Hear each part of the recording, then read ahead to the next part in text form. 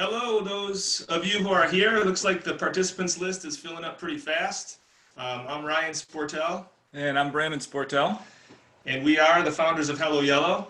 We'll tell you just a quick little brief background about us. I started teaching in about 1998 at a non-public school, and I was in the field of special education, so special education specialist. And now I am the Dean of Student Engagement at a junior high school in Goleta, California, which is near Santa Barbara. And I currently work at an elementary school. I run a learning center within the normal school day. We service about 150 students a day. Ryan and I both, over the last couple of years, have been very interested in extended learning programs because we believe it's a very unique space in which we can help students attain those social emotional learning skills. And we've worked really hard with staff members, coordinators, and leaders to help put together programs and trainings that really turn staff into mentors for kids. Before we begin, I'd like to say thank you to Sam and Stacy at Temescal Associates and the How Kids Learn Foundation for helping us host this presentation. And we just really appreciate the support and everything you guys are all doing for kids. All right, we wanted to start off by kind of learning a little bit about your programs now. And we're going to ask you to do a quick poll for us. As a teacher, I know the struggles that we've had just during the regular school day of how to get in touch with kids and their families in the sense of academic work, but also how to support them their social emotional learning needs.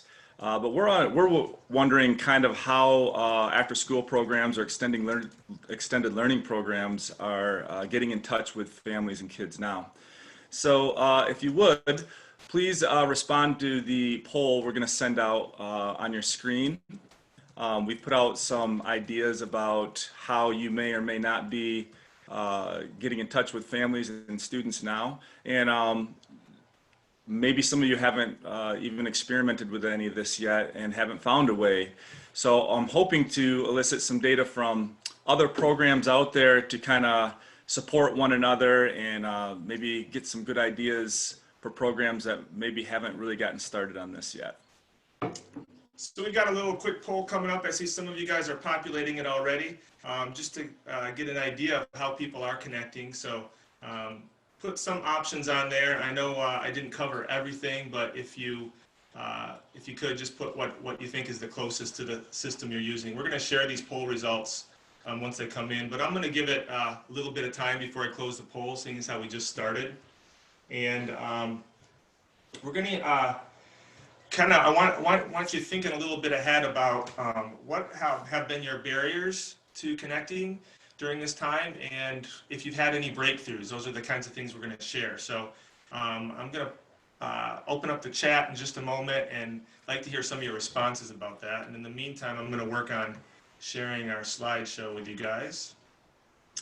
And we have a lot of participants today, so we may get a lot of comments about barriers and breakthroughs, but our hope is that participants can be reading these things as we go and gaining some more ideas about what other programs are doing. And also, if you're reading that some programs have really struggled, feel free to put some ideas on there. Again, we want to hear from you guys and see what's going on out there. I'll give you a couple of seconds to do that.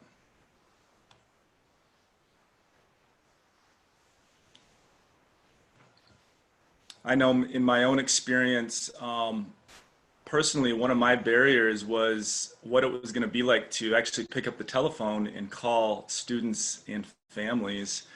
And it took me just personally a couple of days to kind of figure out how that was going to work and what that was going to be like.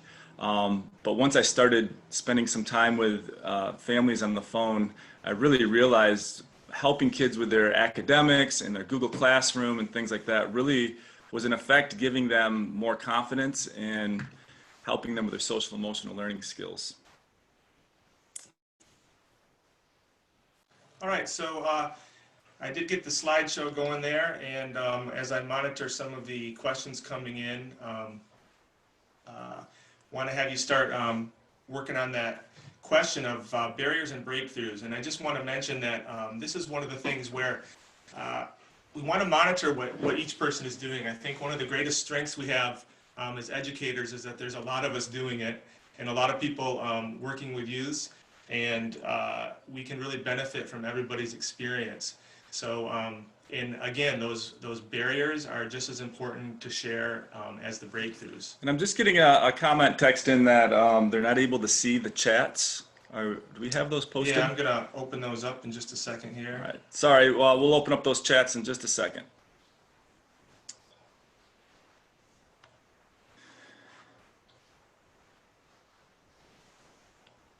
And if you can... I'm gonna try stopping the screen share first, opening up the chat, and I'll go back to screen share. All right.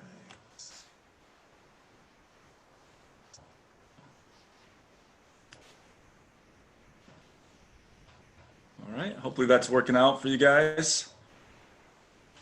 We have some participants kind of texting us live, letting us know how the information's coming in. So please keep those updates coming.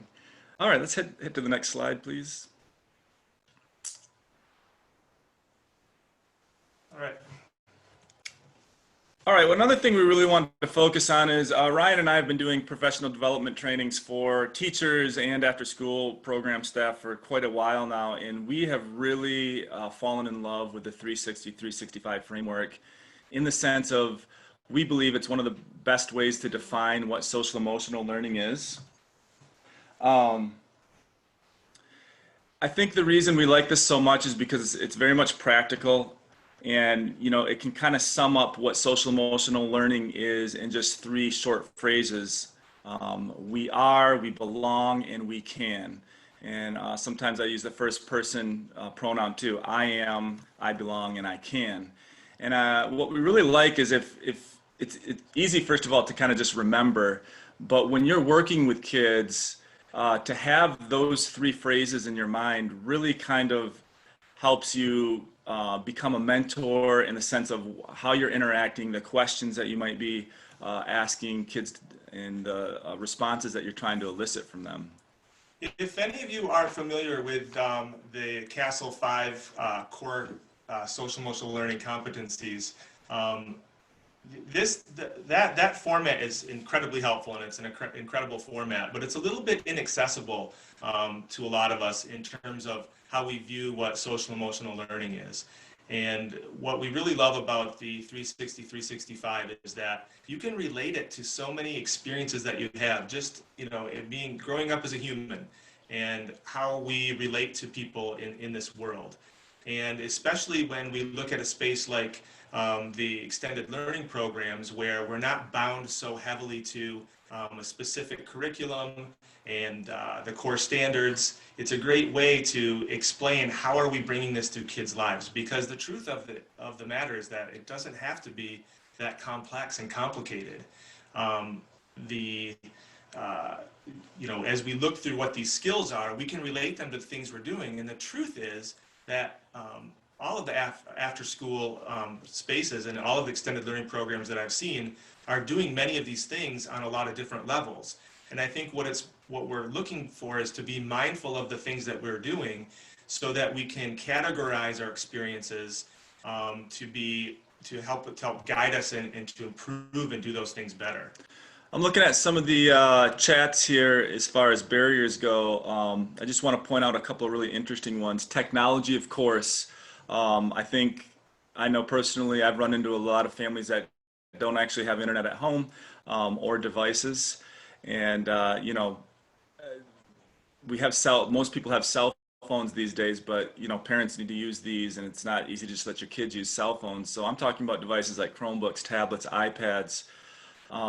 Also, another one, a barrier I'm seeing on here is language.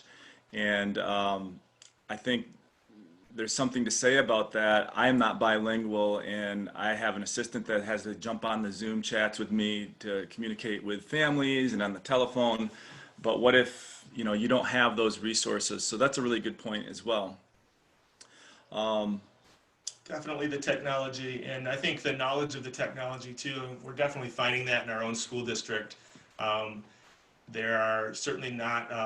It's not ubiquitous over every situation that people know how to use the technology. You might be handing out a hotspot to someone, and they might not be able to figure out how to access it because that's just not something that is, that is was a big part of their lives before distance learning. So Yeah, and interestingly enough, a lot of parents will, when I'm working, because again, I work with elementary school children, and when I am kind of trying to how to get their assignments on Google Classroom, and I'm trying to do these little tutorials live, often parents will kind of pass me over to their teenage son or daughter that might be in middle school or high school. But interestingly enough, I find that these people are also struggling, the teenagers, with technology. And I think we can all resonate with, we've all been dumped on as far as a lot of technology, a lot of applications, a lot of new features and extensions and add-ons, and we're all trying to figure this out at our own pace. So very, very good comments. We get a lot of feedback that this is overwhelming for teachers, for parents, for students, and sometimes it seems to be coming at us from all directions, and that's difficult. I think one of the breakthroughs I see here is connecting through a live check-in. I'm presuming that's in some kind of a format like Zoom. And then right away, also the district guidelines and restrictions. And there are a lot of concerns with using Zoom. And so, we have to take a lot of care with that. I think I'm going to go ahead and close up that poll in just a minute so that we can share those results with you. And in the meantime, I think we're going to go ahead and, if I can just, I've got to move a few things around here so I can move on to the next slide so that Brandon can move on a little bit and talk with. Right. So now that we've kind of identified some barriers and some breakthroughs, I'd like everybody, the participants, to stop for a second and imagine you're back into your programs like it was before this pandemic. And now that we've kind of gone over the framework, I am, I can, I belong, think about the ways when you were interacting face-to-face or in your programs with students, what were some of the ways that you were able to empower students about their self-awareness, who they were, who they want to be, how you were modeling how to control behaviors and when you're feeling silly, excited, angry. And just to extend that to those of you who may not be working in an extended learning program, connect it to some experience you might have in any way working with youth. And in the same token, providing a sense of belonging to your extended learning program and after school programs. Think about those ways of how you were doing it before. And this could be just as simple as, teaching kids how to play basketball, learning a new skill, getting kids who are maybe a little bit resistant to art or expressing themselves in art because they didn't feel good enough that they could draw, but really helping them to feel like anything was good enough, and every way that they were expressing themselves was helpful and interesting and part of the group. I think the reason we really want you to be back in touch with what you were doing and connecting these SEL components is so we can now move forward that we're not in touch with the students, and how we can bring what you were doing before back into the picture here a little bit. So just take a minute. We're not going to really open up any chat lines for that, but just think to yourself, how were you facilitating these framework aspects in the past when you were able to be in touch with students?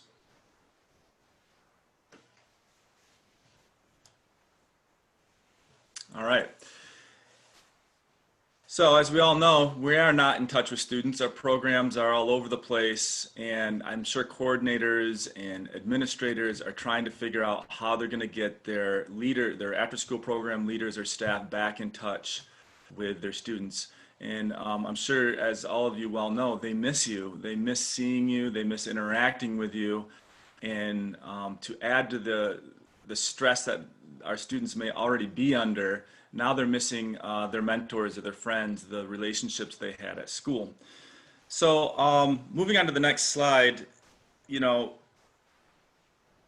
we've offered some ideas about what we could maybe do in practice, and really this is just kind of scratching the surface. Again, we want to learn from you guys and just kind of have you think about these things. But the next 3 slides really take the framework aspects, and we tried to kind of put in practice some ideas about how you can now start thinking about getting in touch with the kids and how you can meet some of those framework aspects. The first one, the check-in was already offered through one of the chats.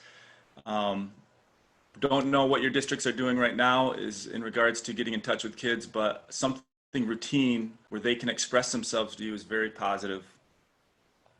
I think the last thing I just want to say to this is we've really found through our work that good mentors aren't people that are just going around solving kids' problems. It's actually quite the opposite. We're there to listen and validate, and in a lot of cases just relate. And that's good enough. And in fact, that's what kids really need more, is somebody to just listen to them, validate, and really don't offer any solutions unless they ask you directly. Moving on to the We Belong slide. Since kids aren't belonging necessarily to your program anymore, and it's hard for you to facilitate that because you don't come together in a group, Ryan and I talked about this. Well, how do we promote a sense of belonging? And it kind of light bulb went off. Well, they do belong to their families. And can we help instill a sense of belonging to the families? Maybe prior to this, families were a little bit separated. Mom and dad may be both working. Kids are in their programs till 4 or 5 o'clock in the afternoon. And the only time they shared together was maybe dinner or some homework late at night. Now it's been flipped upside down. So what is each child's place in the family?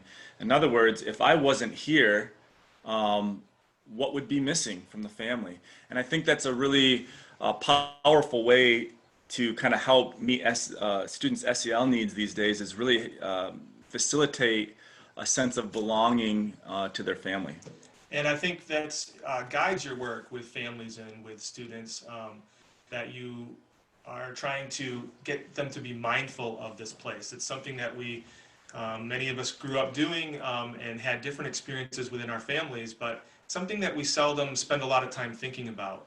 And a lot of the work in social emotional learning is bringing the implicit and the kinds of long forgotten memories back up to the forefront, and reflecting on them and examining them and saying, this is how I learned something. And I think what's really very noticeable in our society is that we walk around living our lives with goals and aspirations and desires, things that we want to do, but we don't spend a lot of time thinking about, why do I have this skill? How did I know that it would be better to approach this situation in this certain way? And where did these lessons come from? And the truth is that social emotional learning has taken place throughout the history of mankind. But how did that take place? Well, it wasn't with a curriculum in a book. For many years, there was no pedagogy established of how you learn social emotional learning. And we are trying to do that now, and it's good work. But we can't discount the amazing work of mentorship. And this is where we learned our social emotional skills as we grew up. Right, and I think what Ryan's saying is, one way I've seen districts implement social emotional learning is worksheets, quizzes, curriculum, and that's great. But really, social emotional learning comes from mentorship, relationships, and we'll kind of get into that a little bit more as we go on. The next aspect is and again, thinking about with distance learning, how can we meet that? One of the things that stuck out to me is something we do in our programs, and that's get people in routines. You've probably heard of that, schedules, but also self checklists. And what this does for kids is gives them a sense of accomplishment. For example, you might have 5 things you want to get done today. Write them down, check them off as you go. I'm sure we've all experienced the feeling of, at the end of the day, when you've checked off 5 things on a list, it feels good. A sense of accomplishment, a sense of individuality and confidence, and hard work equals accomplishment and achievement. So on the next slide over, we have our own HelloYello checklists and self-monitoring, and we do this all the way kindergarten through middle school, even into high school. Of course, all those forms look different, but the idea of, if you can get kids on self checklists at home and teach parents how to kind of do this, we can all benefit from that. And I do really feel like that gives a sense of we can. Maybe I only got 3 out of 5 done today, but that's 3, and that means I got 2 more to do tomorrow. So I think that's one of the ways that we can really help facilitate that we can. And here we have the growth mindset, right? So we, in our own lives, see the value of growth mindset. And if we spend some time reflecting on it, we can see how that impacts our lives. I think the difficult part is, how do you engender this same mindset within the youth?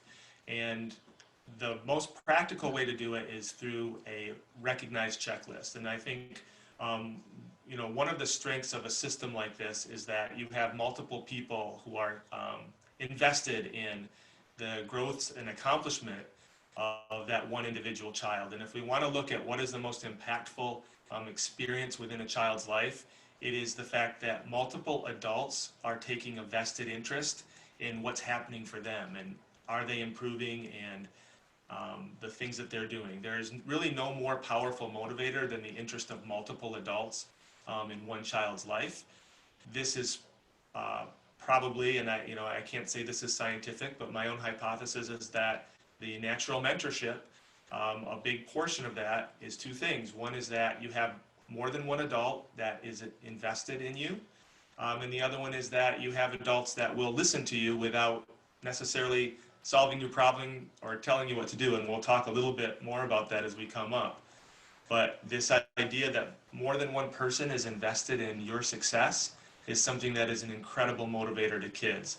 And any way that you can get a team of people, including parents and people that work with youth, to work together to help a child monitor their own improvement and help to categorize it so that it's very specific, that's really helpful. And these are things that you can do in innovative ways remotely. And I think what Ryan's trying to say, like right now, when I'm working with kids, we'll check off our list, then they get to show their parents, then it ends up on the fridge, and then the grandparents get to see it. And again, it's just this kind of display of, look what I got done today. All right, the next thing we want to talk about is prompting with a purpose. And something that's really important for mentors to plan and think about is the right line of questioning. Now, look, there's no wrong or right questions to ask, but I think there's something to say about, prior to your interactions with kids, whether it's through Zoom or just messaging or a phone call or whatever it might be, is thinking about what are you trying to get out of them so you can formulate your questions appropriately.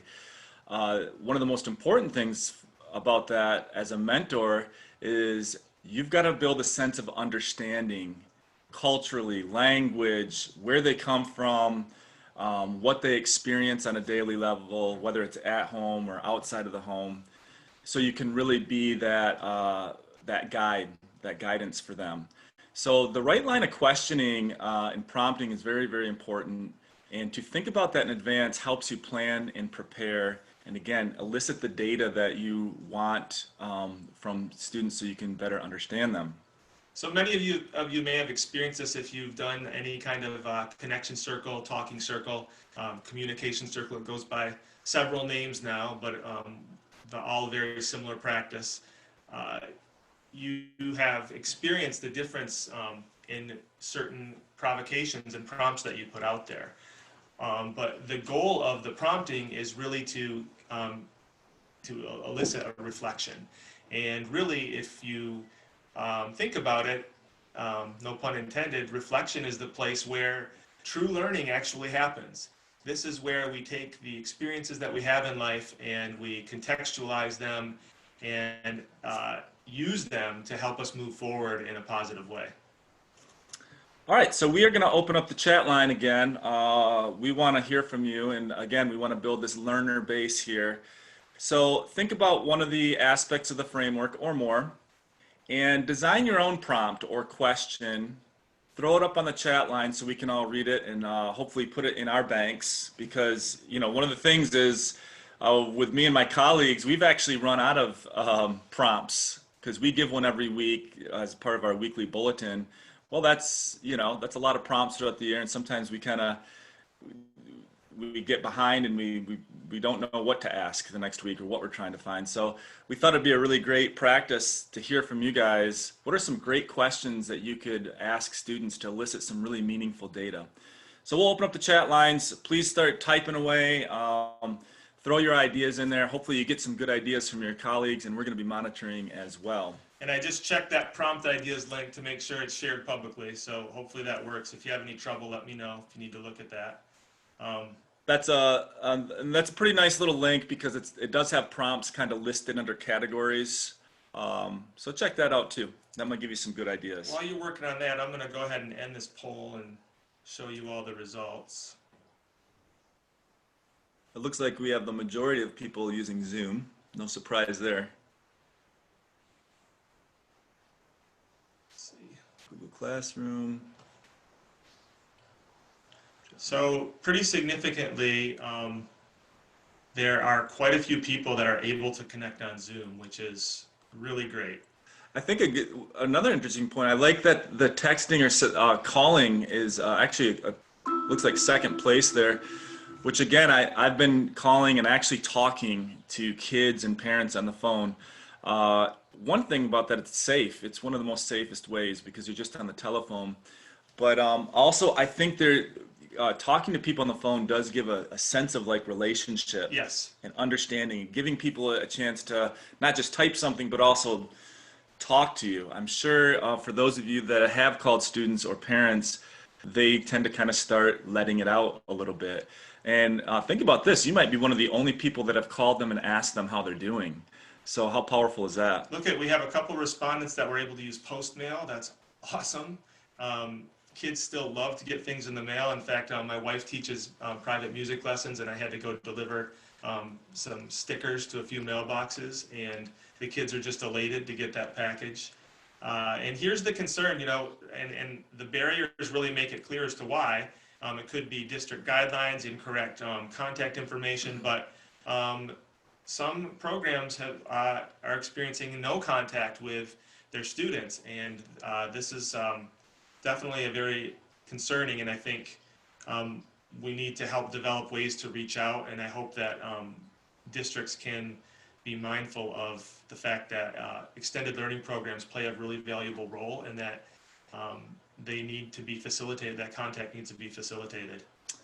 Yeah, and interestingly enough, right now I'm collaborating a lot with teachers, and they're just right now funneling as many assignments on a weekly basis as they can. Teachers are feeling behind, obviously, and what's happening is kids are just getting tons and tons of assignments, but they're not getting that interaction or that support, the social emotional support of how you're doing, do you need help, these types of things. I also got just a message that the chats aren't coming through. Have you posted those yet with the questions? Let's see. Sorry if you haven't seen the prompt ideas yet. We'll get to those posted in just a moment. Thanks again for those of you ringing in and giving us live updates. Yeah, I appreciate that because I've got the settings set to all panelists and attendees for the chat. Because some great ones are coming through here, and I'd really like you guys to be able to see what each other is writing. I think one that was really neat was, what are the best aha moments from being in quarantine with your loved ones?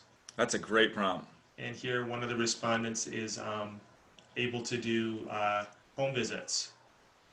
This one, tell an experience when you've supported a friend. These are great. And that really hits the we belong. And that's exactly the kind of work that we really need to do, is get that reflection going about that. That should be something in the forefront of kids' minds. All right. Just got another text too. Still those aren't coming through. So Ryan's trying to kind of figure out this chat so we can share these with you. Thanks again for the live updates. I'm going to move on to the next slide here. This next one just kind of, some adjectives, just some short phrases or words that describe the need for mentorship. And, the research says it should be an adult outside of the parents or the family. And I think one of the reasons for that is parents, have a lot of different responsibilities. Sometimes they have to be the judge and jury.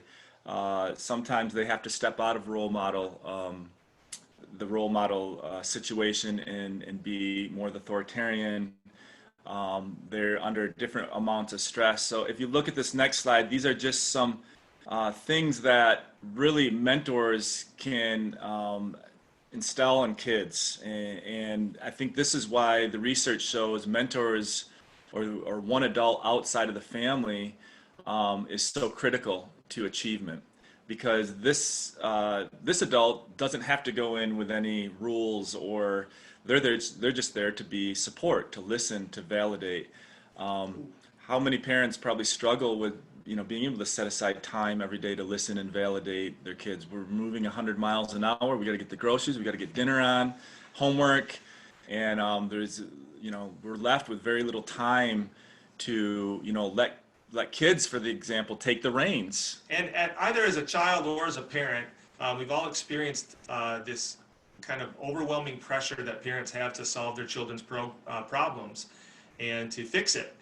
And this is the exact opposite of listening. And going back to one of my own hypotheses about the research behind natural mentorship and why it is so powerful to reverse the effects of trauma and other things, is because you have this adult in your life that doesn't feel necessarily that huge sense of pressure to fix everything, and it makes them able to be a better listener. And really, one of the things that helps us with reflection is when people listen to us and then reflect and repeat back to us what they hear us saying. Oftentimes we contain within ourselves most of the heart of the solution to our own problems, but we just need that person to kind of bounce our thoughts off from. And I know for myself, sometimes some of my best thoughts come when I have to communicate with other people. I feel that a little bit more of a sense of pressure to articulate myself better. And when that happens, then I get that reflection back to me. And I think that that's one of the reasons why Natural Mentors is great. And I want to add really quickly that I think it was Janae, I hope I'm saying your name right, said that to see the chat, you have to click to panelists and attendees. So there's on your chat function where it says to in blue, you'll have to select where it says panelists and attendees. I think maybe if you have it only selected to panelists, Brandon and I aren't chatting on there. Yeah. So that may be the reason why. So let me know if that works. Thank you for that tip. We really appreciate that. The next slide that comes down is just some research and some articles that we've kind of cited of why mentors are so important. All right, moving on to the next slide. We're finally starting to step into probably why a lot of you are here today, is the HelloYello app subscription, free subscription, and we're going to be getting into the demo soon. What we want to do is first explain what the check-in system is. It's not very difficult, and some of you have already been talking about it on your chat. And Ryan created this nice little flow chart how that works. And one of the things you'll notice is the term check-in is pretty widely used. I would say. Unfortunately, up to this point, we haven't found a description of the process that fits better, but people are using it in a lot of ways. But we'll refer to this as the check-in system. But basically, it is a circular system, and there are a couple kind of unique nuances to what we found. And we've been working on this for a long time.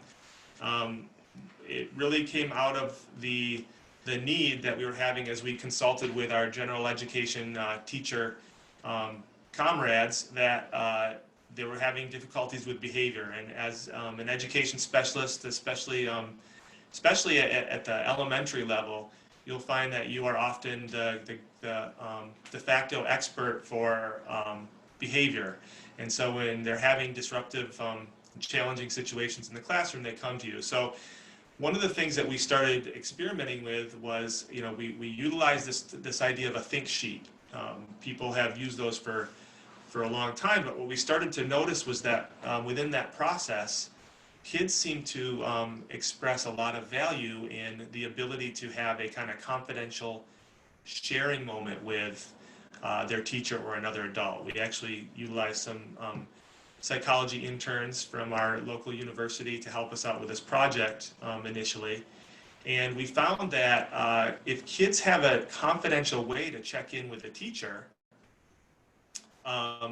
they don't necessarily need to discuss specifically what happened. They only need the acknowledgement that the message was received.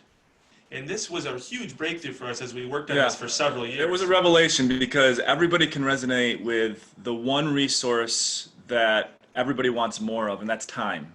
So we knew as teachers that we had to make this practical in the sense that it couldn't take a lot of time. Why? Because many of us have more than 30 kids on our caseload or even more. And you know, you can't sit down with each kid every day for 10 minutes. That would take hours. And I think too that also kind of lends its hand to talking about how kind of governments and universities have reacted to social emotional learning. Let's give more curriculum. Let's give more. Well, where are we going to have the time to do these things? But also extended learning programs. That's why it's a unique space, because it's very flexible. Coordinators and administrators can create their own programs, kind of delegating their time to what they think is important. But for most intensive purposes, we all don't have enough time. So one of the things that we really kept at the forefront when we created the check-in system is that it can't take much time. I want to be able to look at 25 messages in 5 minutes or less, and that's what we kept up on the as a priority. What we kind of stumbled what we stumbled upon initially was that when kids we kicked around this idea of should we create a system that allows instant messaging back to the kids. And you know, we debated it for a couple of years and tried out different ways and models of doing this. And what we discovered and almost stumbled into was that if you cannot immediately respond to a student check-in or a student confidential message, then you have to be a good listener. Because you have to process that information, and there's a time lapse in between when you close the loop with that student. And we also did through this learn the importance of closing the loop, and we'll share a little bit of detail about that with you. But just to quickly review how this model works, what you have is a routine invitation for a student to check in. And that's where you see the student checks in. So you create a system whereby the student is routinely invited to check in and share confidentially with you whatever they want. Then you read those responses, and then you close the loop. And the closing the loop we found is that usually in almost every case, all that's required is some acknowledgement of receipt and an appreciation for the spirit of trust that the student showed you in doing that check-in. We actually worked with quite a few teachers who would get some pretty heavy, not necessarily call child welfare services or anything, but pretty heavy emotional issues that students were dealing with, and they would literally write in their check-in, "I don't want to talk about this," but they would share it in detail within the check-in, and that's such a powerful message to us. And when teachers would read these things, they would be very concerned, I don't know what to do because they asked me not to talk about it. Yeah, and anecdotally, in my own experience, I had to learn that. I would get a check-in or a private message from a student, and when I got around to closing the loop, which could be a day or later, and that's another nice thing, it doesn't have to be immediate. It might be something about bullying, and I might want to run in there and be like, "Hey, let me help you out with this problem." But when I started it like that, they would say, "No, I don't want any help. I just wanted somebody to know." And I think that's where we found the power in this, is they just want to know that you know, and already the relationship is perceived. But think about how great that is. If all I got to do is say, "Hey, thanks, I got it," 2 seconds, I can move on to the next kid. And I think that's really one of the most important things that we've learned over the last few years, and we've been training teachers. Hey, you don't have to solve every problem, and when you do, it kind of invalidates that there's a problem at all. And I'm going to go ahead and reference back to what I said earlier in listening, that one of the reasons why parents struggle to be good listeners with their children is that they have to jump in and fix the problem. And, you know, as a parent myself, I even feel this urge within myself already to do that, and certainly working with kids. But that's exactly the wrong move in many of these cases, and exactly the reason why kids start to close up and don't want to tell things. And it really goes to the core issue of a sense of control.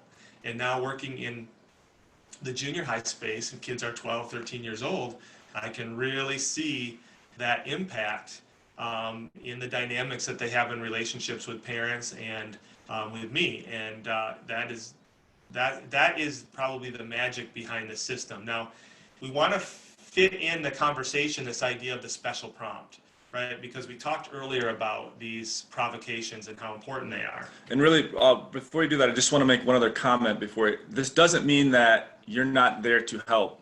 What we're saying is wait for students to ask you directly for the help. It's okay to say, do you need help with this? Would you like to meet at another time and talk more about that? That's okay. The point we're trying to make is give them the wheel, let them drive. Sometimes after they've sent me a bullying message, for example, and I just say, I got it. If you need anything, let me know. They'll come back 2 weeks later because I haven't pushed the issue and say, okay, I'm ready. I need some help. So glad you mentioned that, because you know, we have characterized this in many ways to people that we were working with, is this is a test. They're really just testing you to see, if I tell them this, will they come in and try to take over the situation? Like my mom and dad, right, kind of thing. And wrest this control of my life away from me. So it's a great point. So the prompt. Now, once you have this kind of system of where they're routinely invited, and I think that's a big part of this. You know, we get comparisons to other forms of messaging. You can certainly use other forms of messaging to accomplish this, but I think we found there's definitely an important nuance in that this is a routine invitation just for this purpose, and that it's confidential. It goes to my teacher or my trusted adult. And now we enter in this idea of the special prompt.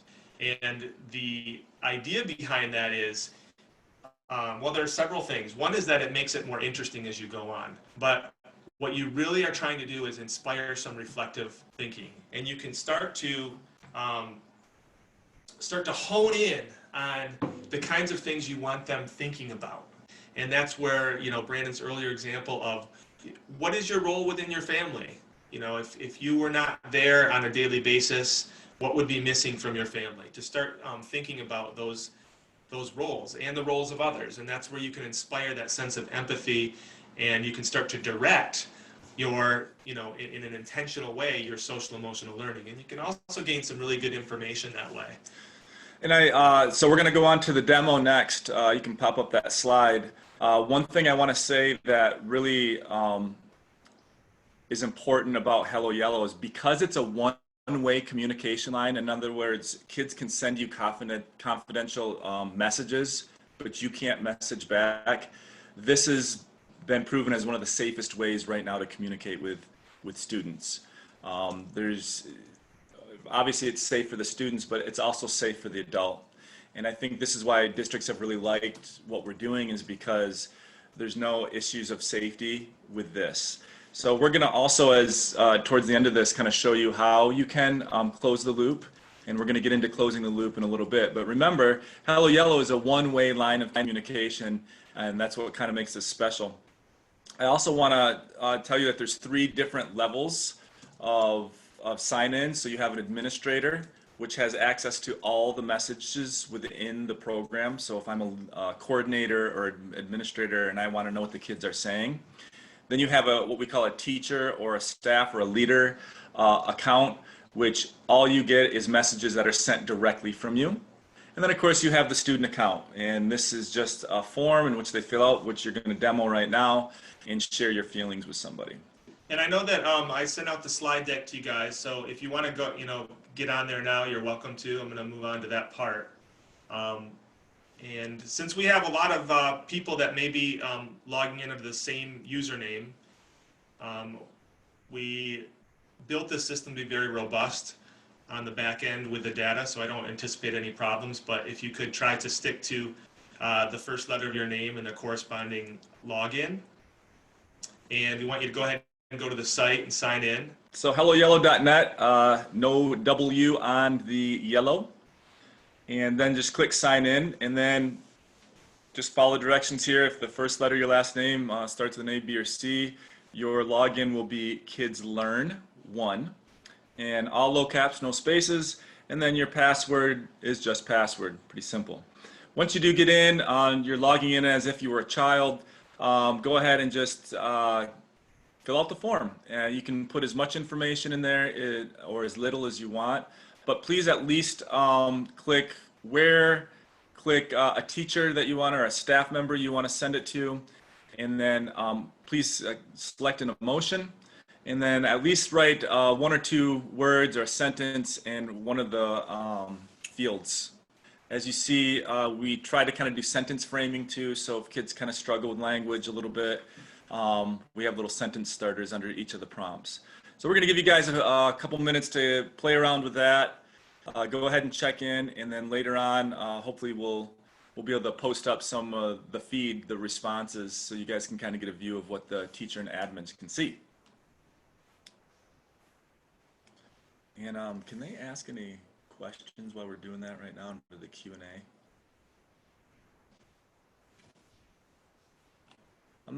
I'm wondering if this function is working, but there should be a little questions, a Q&A button at the bottom. If anybody's having any difficulties, go ahead and try that feature. You can ask some questions. We'll try to get to those as well.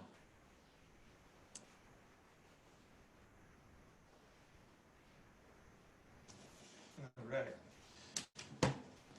In the meantime, I think we can start talking about closing the loop. And let me just open this, the HY demo, right?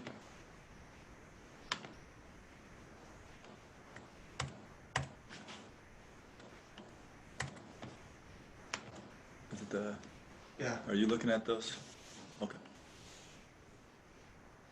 Why don't you sign in as a student and put one in there?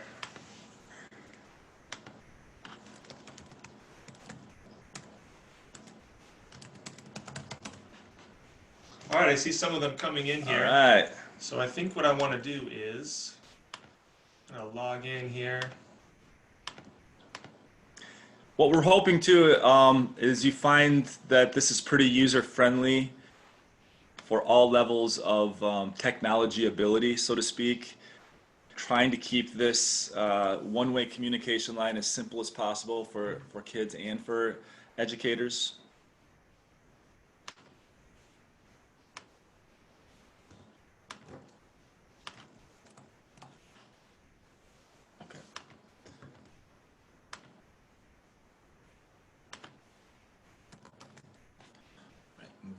Slide. Oh shoot, we got to go back to that slide. I hear one of the participants needs that slide back, so give me a quick second. I'm going to log in here and then I'll head back to that slide for you. In the meantime, for those of you that may have already finished doing a quick little check-in there, I'm going to start talking a little bit now about closing the loop. We've already discussed, our definition of social emotional learning. I am, I belong, I can. We talked about the importance of prompting, getting the data and getting kids to think about their experiences at a little bit deeper level, so we get the data that and we can build understanding of the populations we serve. So now we're going to talk a little bit more about how to close the loop. And closing the loop just means how you get back to the students and let them know that you got the check-in. So, before COVID-19, this was pretty simple. I would be walking in the hallways and I'd just say, hey, thanks, so-and-so, I got it. Or I might say to a whole classroom of students, guys, I've been really busy, but I want to let you all know that I've been getting your messages and I really appreciate those. I just closed the loop with 25 kids in a matter of seconds. So now that we are not seeing or in touch with our kids every day, we have to think outside of the box of how we can let students know that we are reading their messages and we appreciate them. So I'm gonna try. I think I'll have to go to a full screen share here so that you can see the Let's see. All right, Ryan's working on that. I'll just keep going through a couple of tips about closing the loop before we get into how. Again, less is more. Just let them know you're getting it and you appreciate it. You can close the loop with a lot of kids at once if you're doing kind of group messaging. How are you? Think about how you're currently communicating with parents or kids now. It might be a phone call. If that's the only way. Oh, good. Just got a message that you guys can see it. Great. Thank you, Stacy. If you're communicating just by phone call, it might be, hey, by the way, let your son or daughter know that I'm getting those messages. Thank you so much. Keep them coming. We'll have a new prompt out for you next week. So I want to just quickly kind of describe what this the teacher or admin level dashboard looks like. When you see this, you have, as you log in, this is an admin level dashboard. And one of the features we added is to kind of have a quick gauge based on the mood survey of what the school climate is, and that's based on that mood survey that you do initially. And you can go to specific students through and find their check-ins if you wanted to kind of do a data dive into one student and what kinds of things that they've been letting you know. And I know that's a little bit wonky and kind of higher level. You know, really, from Brandon and I's point of view, the information you get on the day-to-day basis in vivo, in real time, this is where the power of all this lies. However, there is some value in being able to go back and look at previous check-ins, especially students when you have concern, you know, if they maybe have experienced trauma, other things when you're into counseling. But it's a good point. And the reason this is the admin level only is because administrators, we found, like ourselves, we like data as far as quantity goes, quantitative data. So we like to see numbers and charts and graphs. But what Ryan's saying is the real value is in the words, what kids are saying. So we did both because administrators can run meetings around this, coordinators can run meetings and say, hey, look, our kids are checking in this month and our motor meter's down to like under 40%. What can we do to get that number up? Yeah, and maybe many of our negative check-ins are happening around the free time. How are we going to restructure free time to make this, why is this happening, etc. But I want to quickly go into what the feed looks like, as we're getting a little bit short on time, and I want to save time for Q&A at the end. Going back to what we said about the speed of being able to go through these, we really wanted to design this to be something you could flip through very quickly.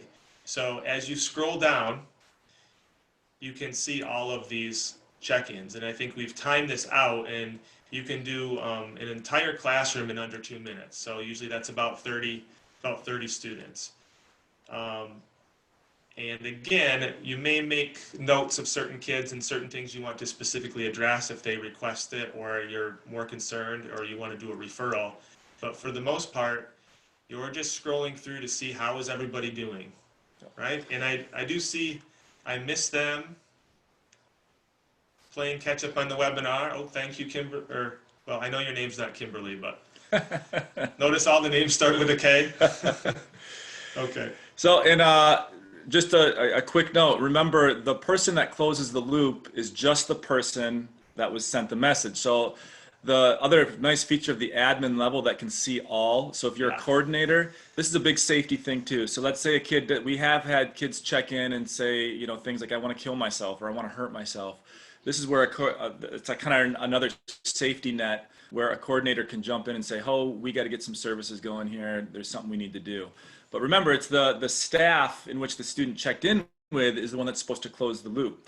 Also, unique to HelloYello is you can include, in my school, our custodians, our librarians, and secretaries are all on here because some kids relate to them more than just their teachers, and that's great. That's okay. We've created a community at my school, a village, in which you get to choose as a student which adult you want to check in with or who you trust the most. And I think right now with like Google Classroom and things like that, it's geared more towards just teachers.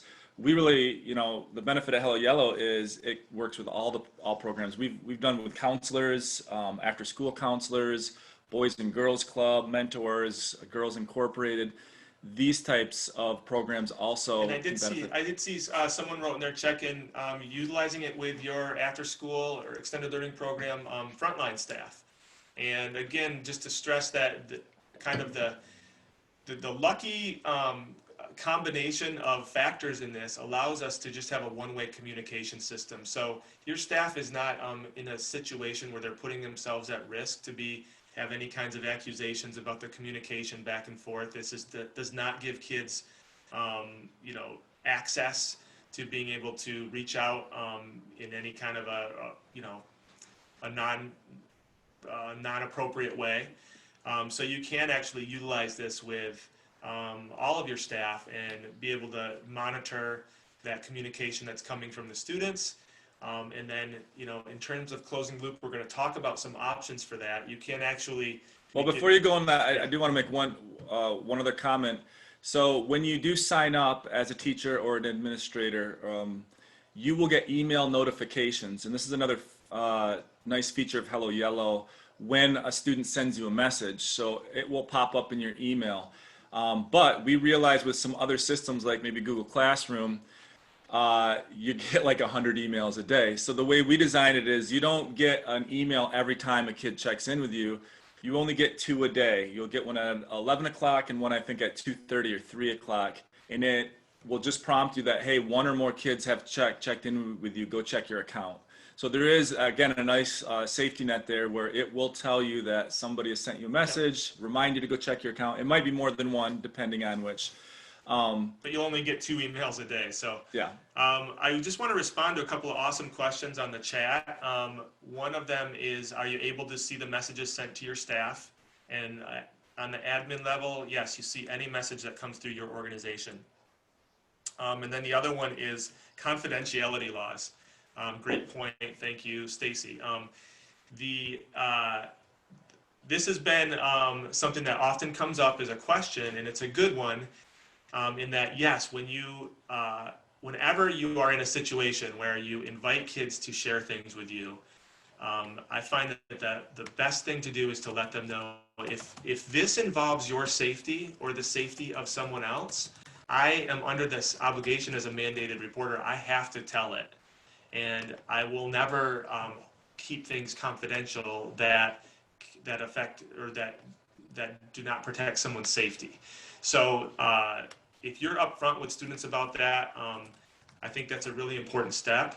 So please make sure that as you utilize a system like this, they do know that ahead of time.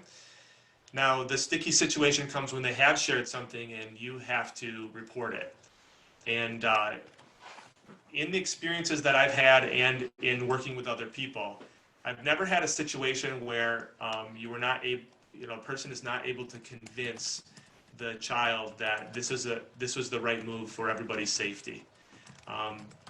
Sometimes you do get into a situation afterwards when the results or consequences of that report come through, and in reflection, they may have doubts as to whether or not it was the right thing to do and the right thing to tell. And that is a difficult situation. I don't think there's any real answer for it. But I think before you share this information with someone else, it's important to have that conversation with the child. Let them know what's involved in your decision and why you're making it. And that is the best you can do to protect that relationship moving forward.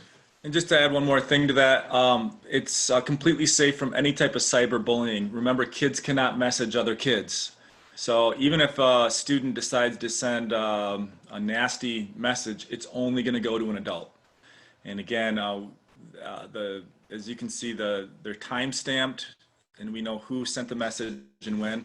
So you could go back to have a conversation with the child and say, hey, you sent me this. Is there something going on? Kind of thing. Another little safeguard we built in there is that as a student level user, you cannot go back and see the check-ins you submitted before. And the reason for that is really to protect a scenario in which a student gets a hold of another student's login.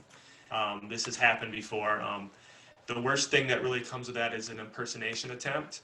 And typically, even prior to having a conversation with that student user, whose account was hacked or used, it's pretty obvious that it was perpetrated by someone else, and typically pretty easy to find out who did it. And that just starts another important conversation and a really great learning opportunity for everybody involved. All right, we're kind of running out of time here, so we want to just talk, finish up with the closing the loop. We mentioned a couple ideas of how you can do that using any communication systems that you're using now, but one that we've created for HelloYello is reversing the roles. And what that means is, I guess a good anecdotally, I've created a teacher account for students in our program. So what I can do and the other educators in my program is we can also respond to the weekly prompt, post our messages, and then the students log into a common account, one teacher account, and then they can read all the responses from the adults. This has been really good because I can say, number one, hey, I'm getting all your messages, thank you.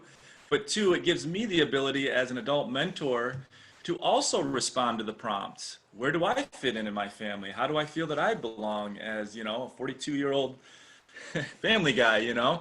And the kids are very interested in what we have to say as well, and it makes sense. So Ryan's got a little graphic there, kind of how that works too, but I think that probably makes sense that you can also go the other way around and create one teacher account, give the students the login and the password that you've created, and then all your staff and coordinators and leaders can kind of post their feelings to kids. And again, you can see the safety in that because it's a message that everybody gets. It's a community message. It's not private. Right, and the kids love this. I got a quick question about making this accessible to kindergartners. There's the workarounds that we have for the kindergartners that don't involve kind of actively helping them and supporting them, standing over their shoulder, are that if you can simplify your logins for them, they are typically able to then log in on their own, and they can usually select pretty easily the emotion, and that's kind of the level. That's kind of the level that we're looking for at kindergarten. As we look at this in a developmental way, the most important thing that we're doing with kindergartners in the social emotional learning space in regards to this this work is this mindfulness of your own feelings. How are you feeling right now? What is the emotion? You know, and naming it, but also what level are you? So, you know, at the K through 5 level, you know, we start kindergartners and first graders with making sure they learn about emotions and how many they are and how often we feel different emotions throughout the day. And the second part we do with the Ks and first graders is what behaviors do I typically kind of display when I'm feeling these emotions. That's kind of the first entry level in teaching kids more self-awareness. As they get into second and third grade, now we're giving them language of how to express their emotions to somebody they trust, how to express their experiences. And then as we get into fourth and fifth grade level, now we're getting into more detail of kind of journaling. So just in a general way, this is how we use it. Another thing that I do have kindergarten and first grade teachers use is speech to text. So if you're using an iPad device, you can use the speech to text functions because a lot of kids don't know how to type or spell yet at kindergarten or first grade level. More so first grade. Really at kindergarten, we're just, you know, having them check in with their feelings every day. We don't ask questions why or anything. We just get them, you know, experimenting with that. And then, oh yeah, gosh, it's funny when you're silly, you have a hard time sitting on the rug. And just kind of being, you know, facilitating that type of understanding. I just got a question on the chat regarding the language. It is only in English at this point. And, you know, one mention about regarding the younger kids is we did develop this, you know, we didn't develop this within the distance learning space. So, you know, it's not a perfect fit for some of these things. But what we have, you know, recognized with the people that are using it that it does have some kind of unique features that make it really good for checking in what we're experiencing right now. One quick thing I want to caution about the roles reversed scenario is that you have to there's one feature that we can't take out, and that's the ability for a user to change their password. And so if you are sending out, you know, when you do this, and we'll provide these instructions to you and remind you of it, but you do have to let kids know that they can't change the password, otherwise the other students won't be able to access that information. And so it's just got to be presented up front that, you know, you can do this and you can cause some problem, but remember the only people that are going to be affected are your peers, and they won't then be able to log in and and see what people have written. Now, it's really easy to create new users in this, so the workaround for lost passwords is really simple and easy, but it is difficult if you have a student that thinks that it would be a fun joke to change that password. So it's something you should address. I've had that experience at my site, and usually it's a message. It's usually kids that are just playing around with it and want to change their profile, and once they understand that if they change it, nobody else can access it, then they stop. Because honestly, in the community, the kids really at the deepest levels want to be able to connect with adults. Also, Ryan and I are continuing to build out the web application, where we have a lot of build outs in mind, and so hopefully a lot of these remedies will be coming down the pipes. The more and more we get people on the app and using it, the better. We do appreciate your feedback too, so the comments and questions, and this would be nice if we could do this and do that. So we'll work on making those changes as time goes on. And a good segue to one of the questions that we have on the chat about closing the loop. So just to talk a little bit more about options for closing the loop, we provided one that you can do through the system, and set up. That one is safe and easy to use. But going back to, I think it was only about 17% of respondents didn't have any way at this point to check in with their kids. But you other 83%, any of those methods that you had through Zoom, through email, talk, text, anything like that, I think what you want to do is focus on the kind of the basics of closing the loop, and that it should be simple, brief, and just kind of validate. You can do this as a group. You could send out a video, and really the message is, I love getting your check-ins. It's really important to me.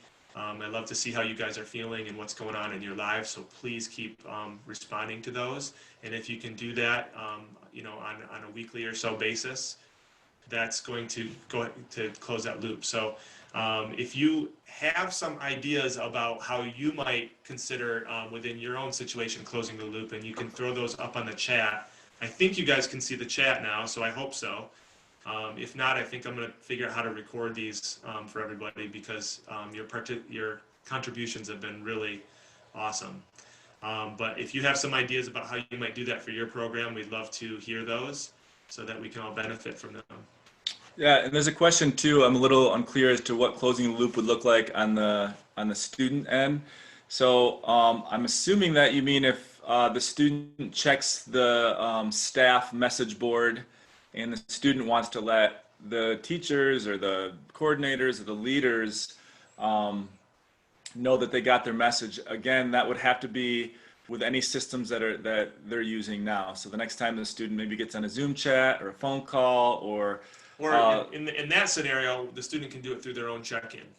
And they could check in with that teacher and say, hey, I looked at your response to the prompt. I feel that same way too.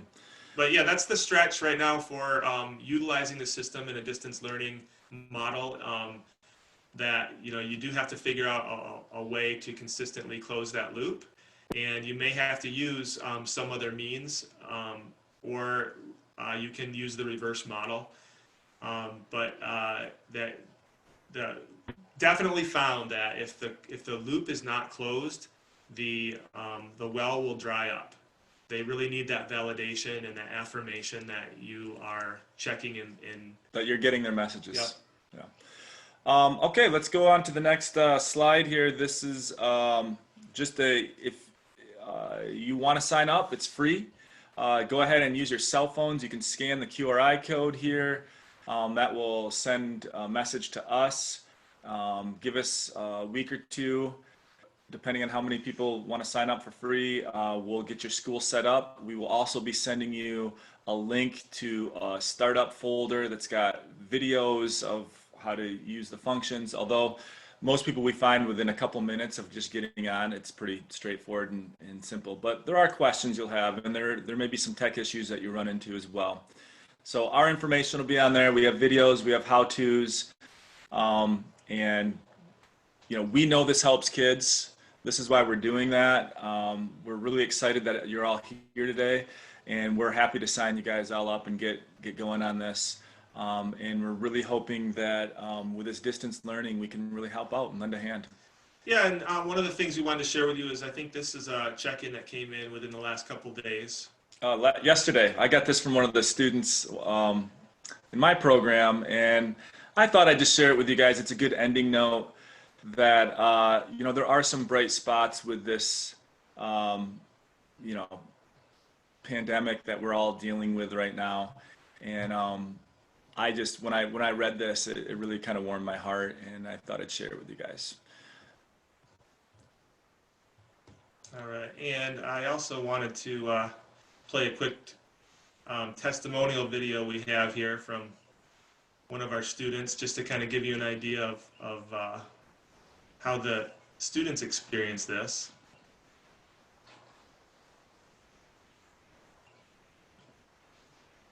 Oh yes, this is working I can get this here. working. This was one of our, a former student, Angel, who used the check-in system quite a bit. Let's see if Ryan can get this pulled up. Oh boy, I'm borrowing my partner's computer. And don't worry, if you can't see the QRI code, we will put that back up there if you didn't get a chance to log in. Okay. All right, now we'll just keep our fingers crossed that you guys can. Let's see. I use it to do a flex or a check-in. A check-in is when you feel, when you want to tell your teacher how you feel, when you don't want another person to know what you feel. Because if other people know, then they can start blurting it out. And then people, if it's a secret, if it's something important to you, if it's about your family, it's about you. One time I checked in, I was really excited because my mom finally got her papers. I was so excited because people feel things, and they don't tell the teacher. You just go to the computer and you just type what you feel, answer the questions. It's really cool. All right, that was little Angel there. So we're going to be hanging around here for a little bit longer. If you have any questions, please feel free to post. We'll answer them live. Ryan, can you put that QRI code back up there? Yep. So you guys can send us a message, send us your information so we can get you signed up.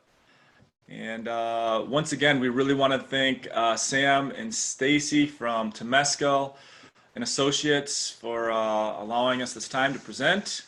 And of course, the How Kids Learn Foundation. We really appreciate the time and everything you're doing to help out kids now and before now. Thank you guys for all the time you've spent with us and the help you've given us getting this out to people. And really all of you who are attending and taking time out of your day to sit with us and do this work. I can't say how valuable that is. Even our local hospital has contacted our school district with a lot of suicide attempts and things that are like that are on the rise. And we can all kind of imagine why, but our kids are more vulnerable than ever. And the gap in the students who are performing at a high level and a low level is widening ever more due to this pandemic. And so the work that everyone here is doing, really value you and value what you're doing. Your work is critical, and the things you're doing now are changing the lives of kids forever, all the way into adulthood. They won't forget what you're doing.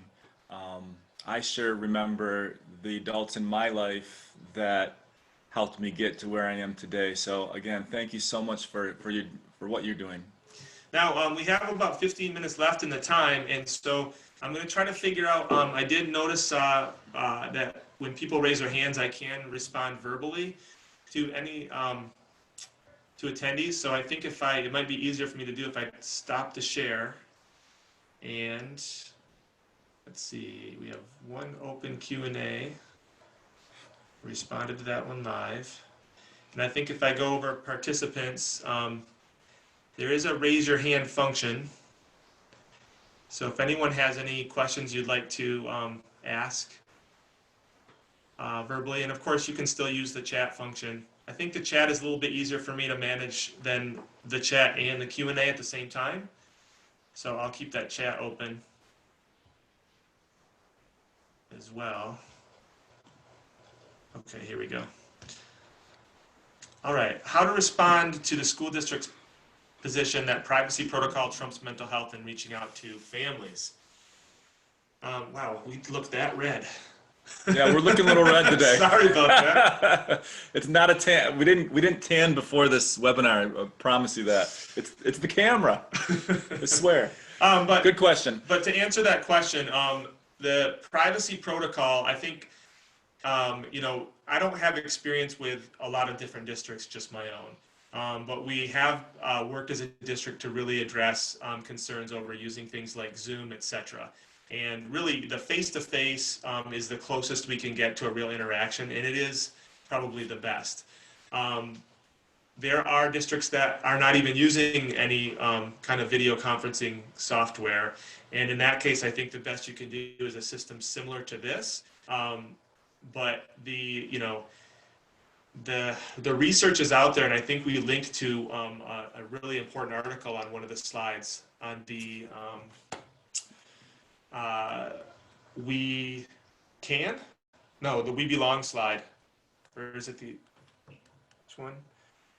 The We Are. On the We Are slide, there's a link to a really great article. Oh, yeah. That stresses that, and I think that you're going to find that there is a lot of literature out there. I fortunately am at a school district where the social emotional space is actually our first priority. So I'm fortunate to be there, but if your district has not come along to that point of view yet, I think that you'll find a lot of information out there to support your cause. And you know, my feeling is getting people on a chat at this time and talking about safety issues and you know, the bad things that could happen, and talking about kind of like what we did with you guys today. Well, it's safe in the sense that the messages go only one way. What's the worst that could happen with that? And also in those conversations with your administrators or maybe board members or whoever's making these decisions of what you can use and what you can't, making sure that there's a facilitated conversation about, you know, the importance, but also what's available out there. What are, you know, play devil's advocate, what's the worst that could happen, and make sure that we all kind of just identify the pros and the cons of what that is. But I think conversation is a big thing. It's not just, hey, we have this app, we want to try it, what do you think? It's, okay, have you experimented with it? What's the worst that could happen? Does it endanger kids' privacy? There's a company out there that looks at websites and web applications, I forget the name of it, that lists all the secure websites and web applications. HelloYello is a part of that. So there are things you can research in Google that do have lists of safe and secured apps and websites. But then at the other level is the practical sense of it all. You know, is it safer to just do a phone call? And if we're all gonna, you know, do a phone call, how is that gonna look? And so I don't think that any one or two people can decide this. It's really got to be a facilitated group conversation. Get the conversation started as soon as possible, and get people helping out, researching, looking at what other programs are using, and whether or not they're running into any safety issues. All right. I don't see any raised hands for talkers. Any other questions? Let's see. Oh, is there a lot of districts already using this? Let's see. What do we have? Yeah, we have most of our districts that are using this are in Southern California and Central California. We do have districts across the country, but less so on the East Coast. We had Hawaii for a while. We were working with as well. I don't know if we put that. Mental health. Can you go scroll up? Yeah. I think we missed some questions. No, down. No, you passed it. This way? Yeah, right. I apologize if I missed this earlier, but is there a, oh no, that's the somebody asked Carpinteria, yes. CUSD, yes. We were in Carpinteria for a while. We were at Canalino Elementary School. I'm not sure if Elisa was using it as well. I'm not sure if We'd be happy to renew that subscription. if we put a, I'm not sure if we put a link on this, but we are part of the consortium for to protect student privacy, and we are registered on that with that organization for safety. I don't know if we have that link on there, but that's a good link to look at for approved web applications and websites under that consortium. I think I'll throw a link up there in the We'll chat. put a link. And I think we're linking this slideshow too, because we got a couple of good resources within the slideshow you can click on. So we'll add that to the resource folder as well if you sign up.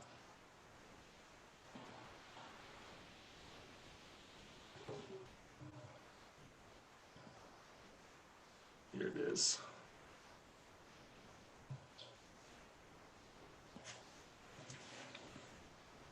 Come back to this. Where are we?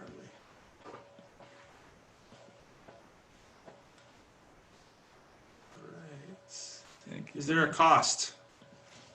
At this time, no, we are not charging anything. We want to be part of the movement of just getting out there and being one of the many tools that school districts can consider to reach out to kids right now.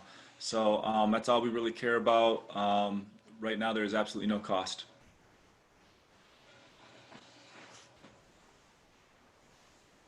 I threw that link up there for the registry guide, and that might be something if you have to get approval to use the app with your program, you can refer to that for the safety.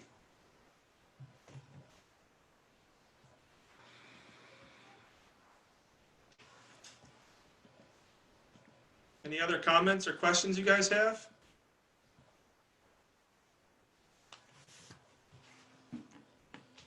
Wow, we were that good. We were pretty thorough, I guess.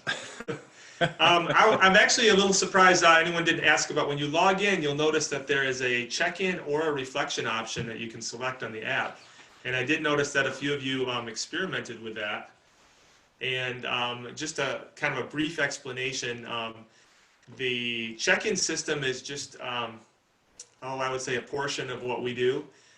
We are really involved in, I think our primary focus really is on how do we help students with their behavior within the classroom setting. Yeah, it's not just the SEL. We're also very much invested in the mental health as well. As Ryan mentioned earlier, we HelloYello with working with kids that struggle with behavior, chronic disruptors of the classroom and programs and things like that. Sorry, I didn't mean to interrupt you. Go ahead. I keep forgetting that we changed our camera angle, so we keep looking up at the old camera that was making us look red, and now we're. Oh yeah, we took our color away here. So. But that reflection form is actually it's close to our most current iteration of that model. It's still very useful. We have really developed that aspect, and the truth of the matter is that the biggest threat for most kids within the school setting is their issues with being disruptive and continuing to get in trouble. And how that affects the individual child is really, it's a profound thing as they start to identify themselves as that person, that student that's always in trouble and is always having a problem, and they begin to take that on as their own self-image. Right. They basically, because in the program, the staff and the other kids are seeing them as the disruptor, they start wearing what we call the bad kid hat to the program every single day. And, disrupting people is kind of starts to become not only their label, but also kind of their entertainment. Right. And so just, quickly, it's based on applied behavior analysis. It's, again, a practical step-by-step way to deal with behaviors in a non-punitive way, in a more therapeutic way. We were in that space for a long time, and what we realized, just very, very common to universities and board members and admins, and I'm not trying to throw you all under the bus, but oh, there's a curriculum for that. Here, teacher, here, or here, coordinator, or here, leader, you know, do this 35, step thing and do all this stuff. We did our job, we bought it for you. We realized very early on in our careers that doesn't work. You can't just dump it all on one staff. What we're trying to do is bring communities and villages together and share in the responsibility of raising these kids and having a common expectations, a common reactive strategies and proactive strategies. How are you incentivizing kids and things like that? In a way that communicates to that student that we are all here to support you. And I think everything that we do in all of our efforts are really centered around one basic principle, in that we truly believe that every single student comes to school every day hoping to do things that make themselves and their families proud of them. And that is really what every single kid wants, regardless of what they're showing you in the moment on the outside.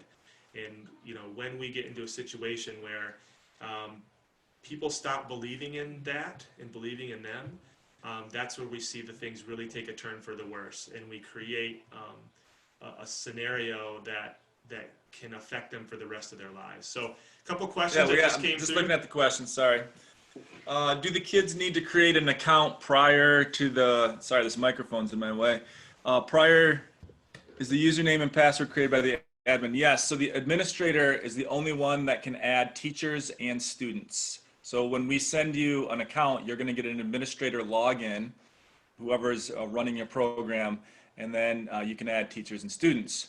The next question was, as a technical assistant provider for expanded learning programs, I would like to provide HelloYello to our partners. How can I gain access and forward to the many programs? What's the best way for them to? I think what we'll do for you, Tricia, is that we will set you up with the first organization that you put on our contact form, and then we will be emailing you out the other information. And at that point, if you want to just reply to us and let us know more specifically, we can help you out. We don't have currently anyone in the Bay Area that's using HelloYello. We're pretty local. It's just, it's a part-time thing that we've been working on all these years, so we haven't expanded that far.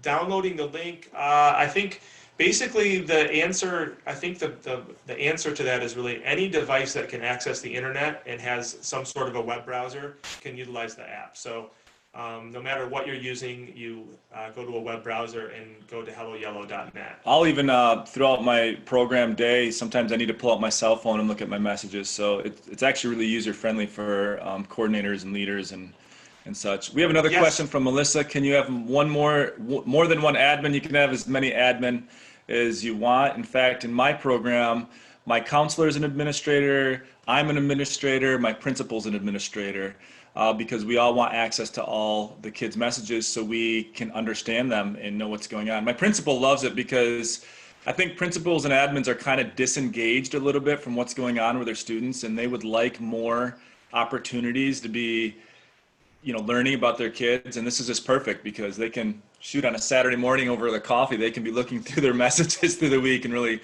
know what's going on in their own school. Quick question, go to the website and sign up. Actually, please utilize that sign up form that we pushed out on the slideshow. And that's gonna basically, it's just a Google form sign up that gives us all the information we need to set up your account. And then as soon as we have that set up, we'll email you. We're gonna take care of those ones first. So use the QR code, sign up that way. If you do sign up on the website, it'll go through our system. We'll get a contact submission, but you're likely to be pushed out more to the end of the list. So yeah, and to be perfectly honest, that's absolutely okay. If you want to contact us through that, that's great. Our website is HelloYellowTeam at Gmail, so you can utilize that as a way to contact us too.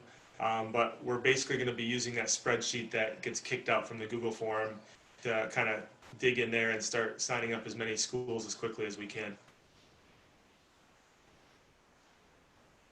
Yes, thank you, Stacy. That's it. Stacy. All right, we're out of time. Once again, thank you, everyone.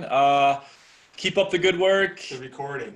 We are recording. We will see if we can get this into our resources folder Tell you as what well. I'm going to do is I'm going to go on that Google form right now, and I am going to put a question to see if you want the recording of the webinar, and I will email you through that space, okay? All right.